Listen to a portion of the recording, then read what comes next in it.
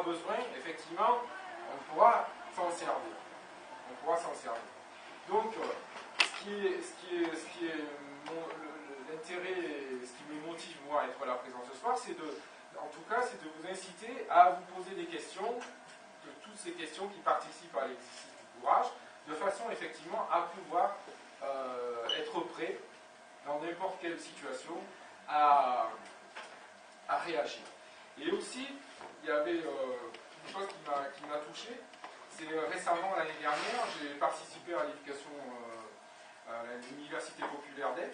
J'ai suivi tout le cycle qui préparait à faire la visite du camp des Mines, que je vous invite à faire, mémorial de la déportation, où on retrouve effectivement l'expérience de Milgram, les autres expériences, on retrouve toutes les explications sur le génocide des Tutsis, etc. Pas si vieux que ça, hein. C'était pas en 1945 avec Hitler, hein. C'était récemment. Hein.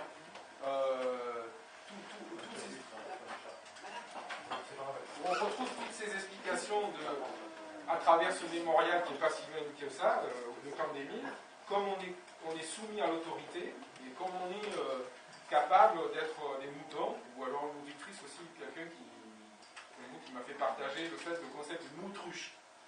Moutruche, une compression de moutons et d'autruche. Faire les moutons et en même temps mettre la tête dans le sable pour ne pas avoir les problèmes comme une autruche. Alors, d'où l'intérêt de ne pas avoir peur, de prendre conscience de toutes ces choses à mettre en œuvre pour pouvoir prendre le courage, parce que c'était le président André Chouraki, qui est chercheur au CNRS et aussi président du mémorial du camp des Mines, il disait que dans le monde, il y a 3 tiers. Il faut dire, il y a 3 tiers. Il y a un tiers de gens qui ne voudront jamais savoir. C'est-à-dire ces gens-là, effectivement, ils seront toujours dans la position des suiveurs, dans la position un petit peu de Maurice, quoi, qui resteront tournés dans la boucle. Après, il y a un autre tiers de gens qui savent déjà. Donc ce que je dis, finalement, ils le savent déjà. Donc ils sont plus ou moins armés à effectivement à pouvoir changer des choses capitales de leur vie dans quelques domaines que ce soit. Et après, il y a un 3e tiers qui est frileux, c'est-à-dire qui est prêt à entendre et à bouger, mais qui reste frileux. Et c'est sur ce tiers-là qu'il est intéressant, qu'on peut se motiver pour pouvoir effectivement transmettre un enseignement, parce que ce qu'il expliquait, c'est que pour faire basculer quelque chose dans le pire, il suffit de 50, et quelques pourcents pour faire basculer quelque chose dans le pire. Et si on sait qu'il y a au moins 30% qui ne sont pas capables de basculer dans le pire, et que dans les suiveurs, on arrive toujours à en retirer un petit peu, et que dans les gens qui sont prêts à bouger et qui ont des frileux, si on leur transmet un enseignement aussi, on arrive à grandir à la proportion des gens qui vont rester dans le bien, quoi. Et pas tomber effectivement dans un système, ça peut être le retour d'un système fasciste, bien que tout à l'heure, plusieurs fois, je parle de nos systèmes démocratiques, j'utilise chaque fois, je dis système pseudo-démocratique. On peut même voir dans notre système, notre système de consommation, quelque chose, et notre dimension consumériste, on peut voir quelque chose de fasciste aussi, quoi. Et c'est aussi quelque part contre cette espèce de système-là qu'il est intéressant de s'émanciper. Voilà, donc je vais repartir avec Superman parce que je suis attendu ailleurs pour aller sauver le monde.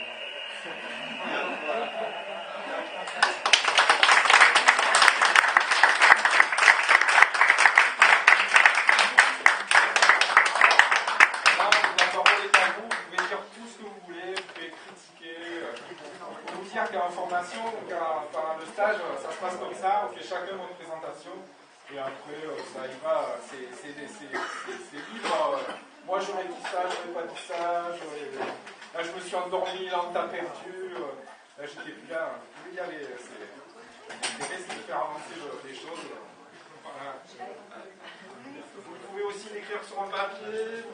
Je peux vous laisser mon adresse internet et je vais l'écrire par internet. Si vous n'osez pas me le dire, mais je vais le voir. Tout est possible. Voilà. Je parle tout de suite parce que je vais devoir me aller, j'ai un rendez-vous sportif. Merci. Devant la télé. Oui.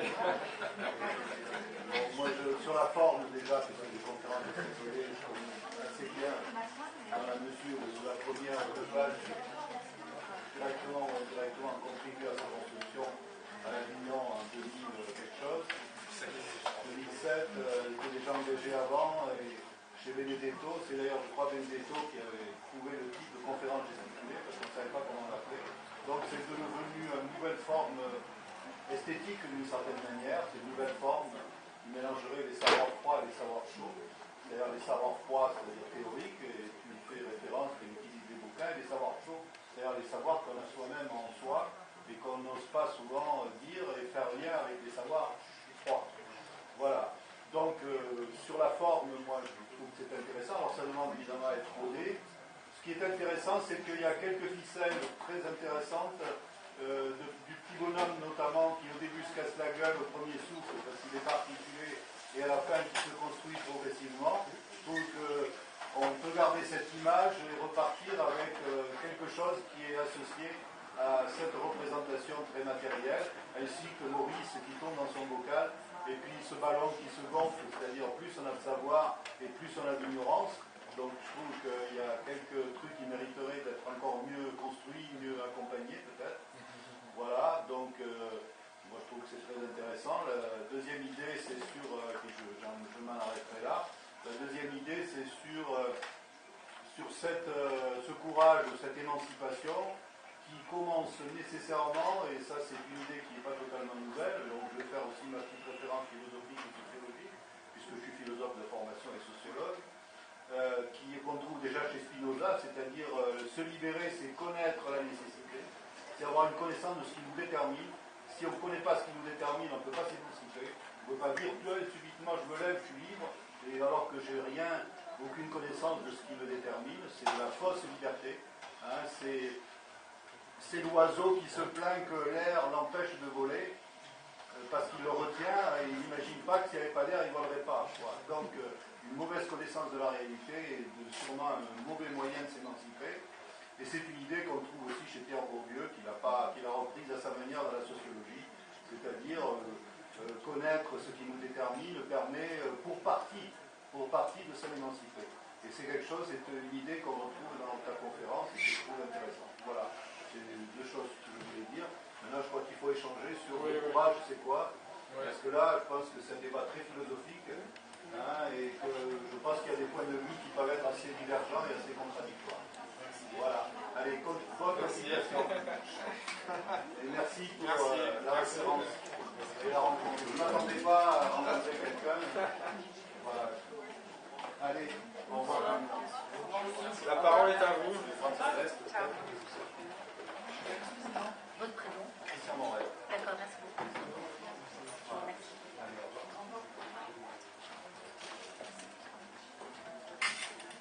Ce que vous voulez, poser des questions, vous pouvez.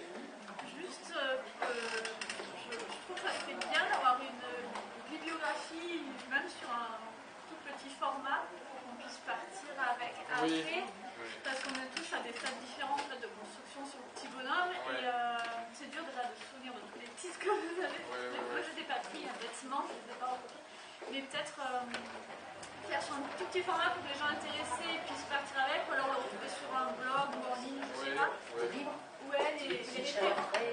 Voilà, les références de tous les livres que vous citez au début pour qu'après nous on puisse aller piocher et faire la lecture qu'on a envie par rapport à la conférence.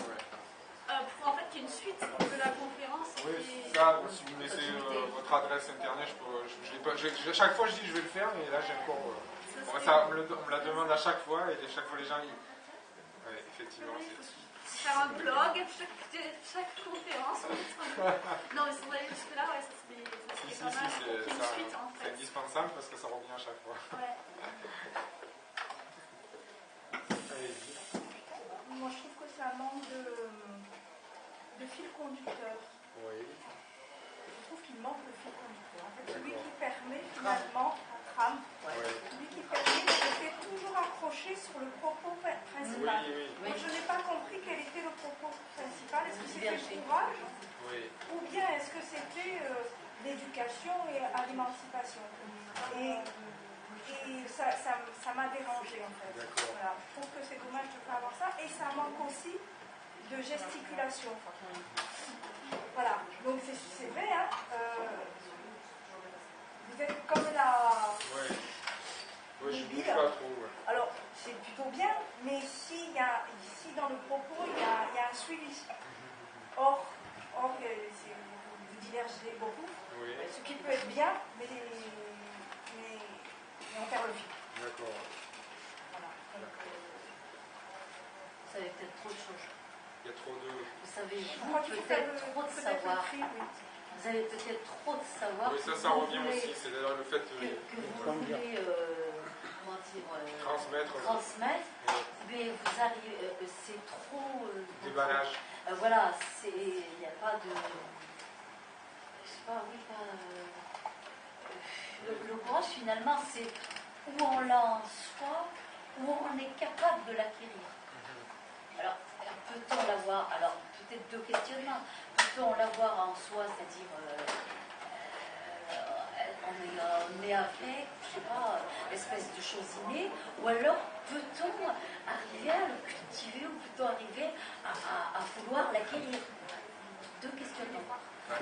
L'image, la réponse, ce que je dis, c'est un muscle, quoi, en fait. Je ne crois pas du tout. Je crois que c'est une qualité qu'on peut travailler. Parce que je peux très bien avoir fait aujourd'hui, par exemple, preuve de courage, et demain, parce que je suis fatigué, parce que je suis non, pas c'est moral, un etc. questionnement Et puis, constant. je vais prendre la tangente, quoi. Non, c'est un questionnement constant. C'est rester dans son idée première. Vous disiez c'est une éthique, oui, c'est une éthique dans sa façon de voir les choses, la vie, mais on peut le travailler. Voilà, c'est ce que je veux dire. Après, on peut travailler ça peut se travailler. Vous ne l'acquérez pas, vous ne l'avez pas en vous d'acquis, mais vous pouvez l'acquérir. C'est pour ça que je parle de l'éloge de la fille, parce qu'on a besoin quand même d'un échappatoire. Parce que, effectivement, il y a le phénomène de la répétition, donc on est bien en psychologie, en psychanalyse, qui fait que ça nous ramène. Des fois, il faut qu'on répète plusieurs fois la même erreur pour la comprendre, l'intégrer. C'est-à-dire qu'on revient plusieurs fois devant son monstre, quelque part, pour arriver finalement à le tuer, quoi. Donc si on est trop moraliste, on va dire qu'on n'a pas le droit à l'erreur, etc. Dans le parcours les reculades, ça fait partie aussi de l'exercice du courage. Oui, mais a-t-on envie d'avancer ou a-t-on envie de toujours rester en arrière? Le problème, il est là, il est dans l'avancée des choses. C'est-à-dire que où vous voulez avancer, ou vous voulez stagner. C'est-à-dire, voilà, il est là, vous êtes toujours dans l'avancée des choses. Vous avez dit que vous étiez mécanicien. Après, vous avez fait de la publicité. Vous êtes toujours dans la recherche de toujours avoir plus, peut-être. Alors, voilà, non, mais je veux dire, voilà, c'est une recherche, je veux dire, sans arrêt, vous êtes tout le temps dans la recherche de peut-être le parfaire de ce que vous pensez. Il ne faut pas que ce soit, faut pas oublier qu'il y ait cette notion de perfection non plus, parce que c'est pas humain en fait. C'est pas une perfection, c'est une recherche de, comment dire, d'aller plus loin, de ne pas rester, comme vous dites, d'avoir le courage. Avoir le courage, c'est quoi? C'est se pousser pour pouvoir aller plus loin, aller plus de l'avant. C'est ce que je dis en tout cas, c'est que quand on fait l'expérience de l'avoir fait, comme je le disais une fois, après, même si on recule, on fait des hésitations, etc., on a la conscience que là, on a sa propre conscience, quoi, son Jiminy Cricket qui dit, mais là tu es en train de pédaler dans le yaourt, etc. C'est-à-dire que même si pendant 3 mois, vous avez reculé, vous tournez autour du pot, ça vous reste dans le truc. Et ça, comme je dis, moi, des fois, c'est en attente de rebondissement, quoi. Il y a une espèce de préparation, un effet de latence, de maturation, etc. On y a droit à ça aussi, quoi.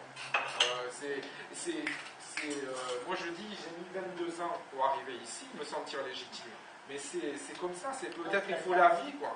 C'est-à-dire qu'il ne faut pas croire que le courage, c'est une espèce de truc qui se déroule. La notion du temps sur l'exercice du courage, eh bien, ça peut être effectivement 5 ans, 10 ans.